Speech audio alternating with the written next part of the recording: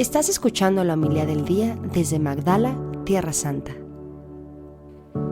En aquel tiempo llegó Jesús a Cafarnaúm y el sábado siguiente fue a la sinagoga y se puso a enseñar. Los oyentes quedaron asombrados de sus palabras, pues enseñaba como quien tiene autoridad y no como los escribas. Había en la sinagoga un hombre poseído por un espíritu inmundo que se puso a gritar: ¿Qué quieres tú con nosotros, Jesús de Nazaret? ¿Has venido a acabar con nosotros? Ya sé quién eres, el Santo de Dios. Jesús le ordenó: cállate y sal de él. El espíritu inmundo, sacudiendo al hombre con violencia y dando un alarido, salió de él. Todos quedaron estupefactos y se preguntaban: ¿qué es esto? ¿Qué nueva doctrina es esta? Este hombre tiene autoridad para mandar hasta a los espíritus inmundos y lo obedecen. Y muy pronto se extendió su fama en toda Galilea. Palabra del Señor. Gloria a ti, Señor Jesús.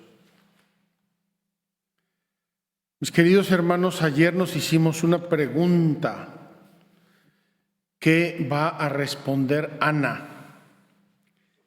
Y hoy tenemos la respuesta, bellísima respuesta de Ana, de Dios, de Elí, el sacerdote, y del Elcaná, esposo de Ana. Fíjense qué hermoso. Hace unas semanas estuvimos analizando el hecho de la anunciación de Juan Bautista a Zacarías, la concepción por parte de Isabel, anciana estéril, y cómo Dios, a través de ese esquema, estaba preparando la venida del precursor, de Juan Bautista. Y en paralelo también seguimos la anunciación a la Virgen María y el nacimiento de Jesús. La Sagrada Escritura parece tener particular afecto a mostrar designios de Dios a través de estos hechos. La vida de unos esposos, las dificultades que tienen, la piedad y el amor y la obediencia que manifiestan, y en todo eso una bendición de Dios. Lo vimos con Abraham, como lo dije ayer, lo vemos ahora con Ana, lo vamos a ver con Sansón, lo vamos a ver en diversos momentos de la Sagrada Escritura. Y el Evangelio de hoy nos habla de que Jesús predica con autoridad, la gente se queda sorprendida e incluso permite Dios que haya un exorcismo en la sinagoga aquel día sábado, para que, además de las palabras, con hechos se manifieste el poder de Dios. Qué maravilla sería decir: Dios es omnipotente y ahora lo tienen que creer porque lo tienen que creer. Deberíamos creerlo efectivamente, pero Dios, que conoce nuestra debilidad, que conoce los límites de nuestra inteligencia y todo ese forcejeo que a veces hay entre la emotividad, la afectividad, la inteligencia, la razón, la voluntad y la memoria humana. Dios, que conoce todo eso, nos quiere dar pruebas. Y esos hechos extraordinarios nos están probando que la cosa es de Dios. Queridos hermanos, estamos a punto de presenciar el nacimiento de uno de los grandes profetas del Antiguo Testamento, Samuel. Samuel, que va a ungir al rey David y a Saúl, un hombre verdaderamente mandado por Dios para iniciar una nueva etapa del pueblo de Israel. Al final del periodo de los jueces, estamos hablando ya muy cerca del año 1000 antes de Cristo. Y bien, ayer veíamos las congojas de esta pobre mujer porque era estéril y porque la otra esposa se burlaba de ella y la humillaba, y hoy la vemos en primer plano. ¿Y cómo la vemos? Vemos a esta mujer en una actitud humilde, realista, femenina, profundamente religiosa. Dice que estaba en el santuario y estaba hablando con Dios, gesticulando, pero hablando con Él en su corazón. Y cuando el profeta la ve, o el sacerdote la ve gesticular y hacer muchos gestos, pero no oye nada, dice, esta ya se tomó algo de más. Y le llama la atención, ¿cómo estás en la presencia de Dios y estás borracha? Y ella dice, no estoy borracha, en mi angustia estoy suplicando al Señor. Y entonces Elí, el sacerdote, le da un mensaje de Dios. Vete en paz, que el Dios de Israel te conceda lo que has pedido. Qué hermosa despedida le hace este sacerdote. Vete en paz, que Dios te lo conceda, que Dios mire tu corazón, que Dios mire tu sinceridad, que Dios mire tu humillación.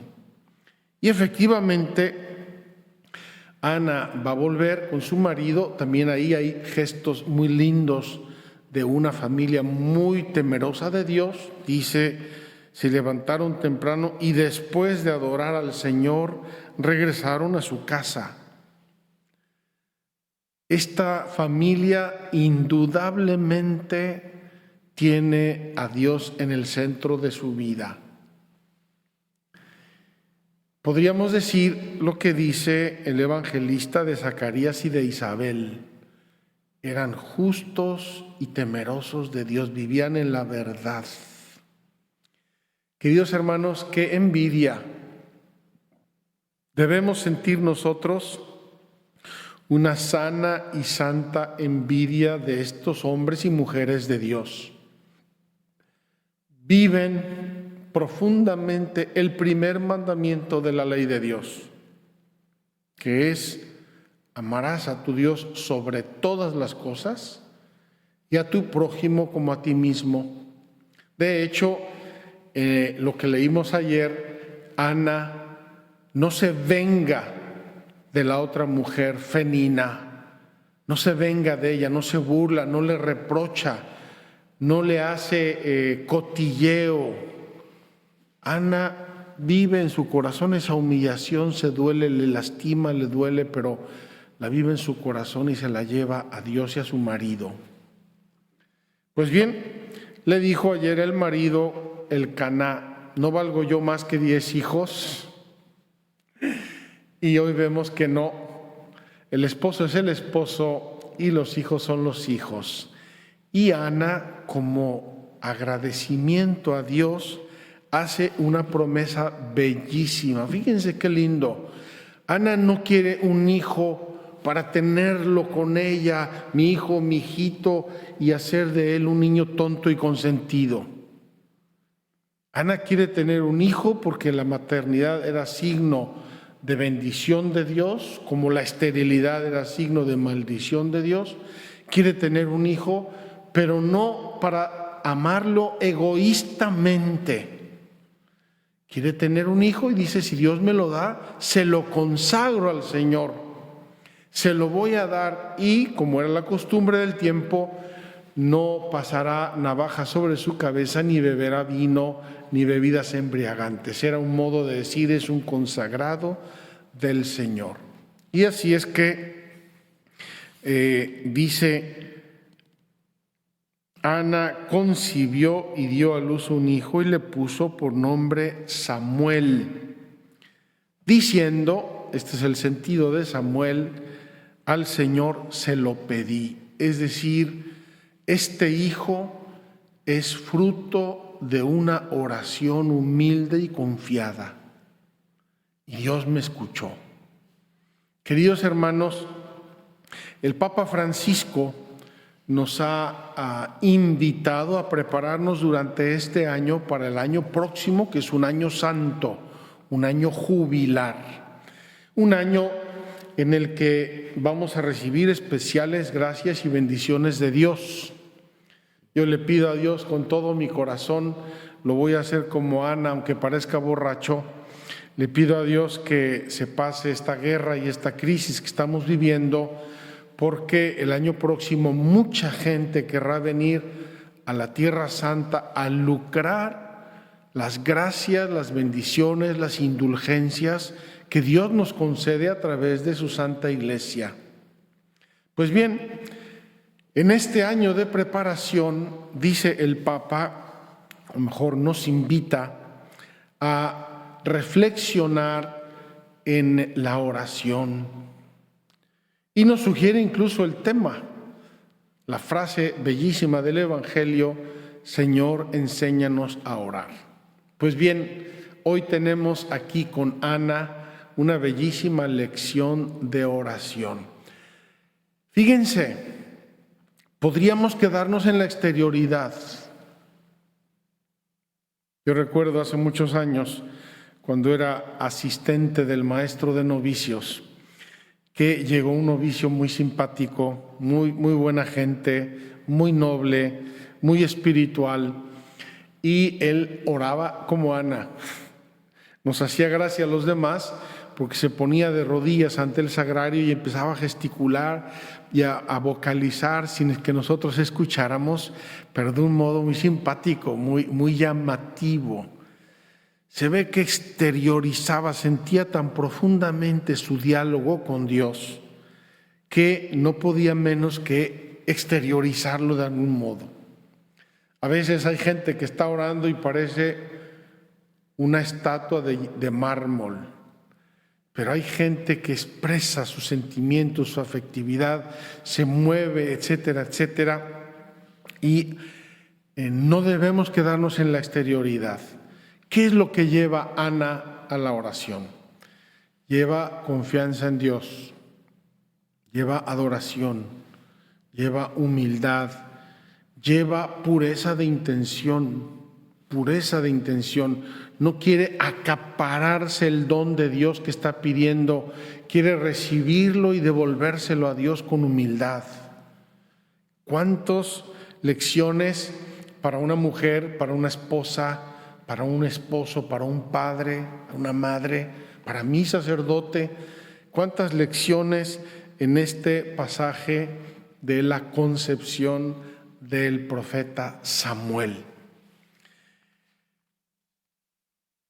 El Salmo responsorial que hoy rezamos es más o menos una especie de Magnificat, es un paralelo al Magnificat de la Virgen María o un antecedente del Magnificat de la Virgen María. Dice, mi corazón se alegra en Dios mi Salvador. Es lo que va a decir la Virgen María. Magnifica al Señor mi Dios. Mi corazón se alegra en Dios mi Salvador porque ha mirado la humillación de su esclava. Entonces, así como hay un paralelismo en la concepción de los hijos, hay un paralelismo en las actitudes de las madres.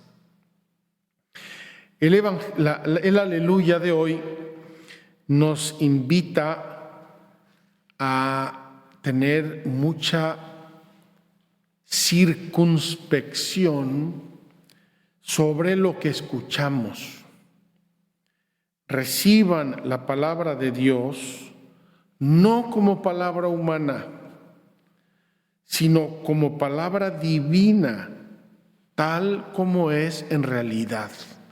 Es decir, no podemos escuchar indistintamente todo lo que entra por nuestros oídos. Una cosa es música, otra cosa son gritos, otra cosa es una conversación, otra cosa es la palabra de una autoridad, otra cosa es lo que dice alguien en la calle, otra cosa es un comentario tonto y otra cosa muy diferente es la palabra de Dios.